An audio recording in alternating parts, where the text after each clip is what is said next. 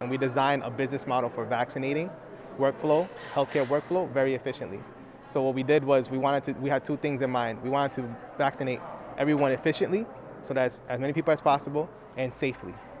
And we were able to do so. We have vaccinators here. We bring our vaccinators and observers. Some of them drive from New Hampshire. We have a cardiologist that drives from New Hampshire. We have a nurse practitioner today. We have pharmacy students. We have physicians. We have an oncology fellow. It's your first shot. Yeah. I mean, just helping people. My goal has been, like when I was in grad school, I went to undergrad at URI, I went to grad school at Harvard, and my goal has been to help as many people as I can. Why'd you stop? 2, 3. Anybody who lives or works in the city of Central Falls is a priority.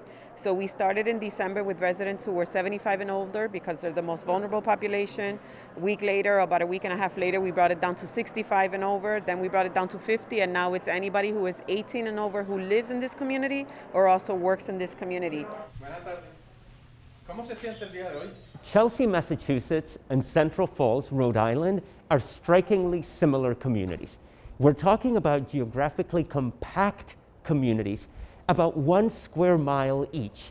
And the residents are heavily immigrant.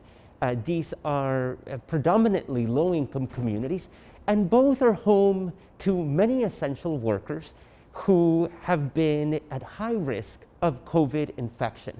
In fact, both of these communities, Chelsea and Central Falls, have been COVID hotspots. The distinctions between the communities are also striking.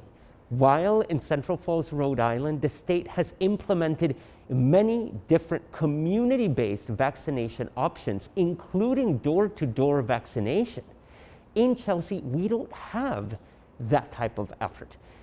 In Massachusetts, we're relying primarily in centralized, state-run massive vaccination sites. Many of these sites are far from Chelsea.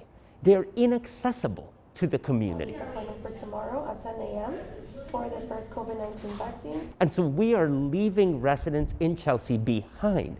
We're talking about low-income families, immigrant families, people of color who desperately need the vaccine and who are really an afterthought in the state rollout.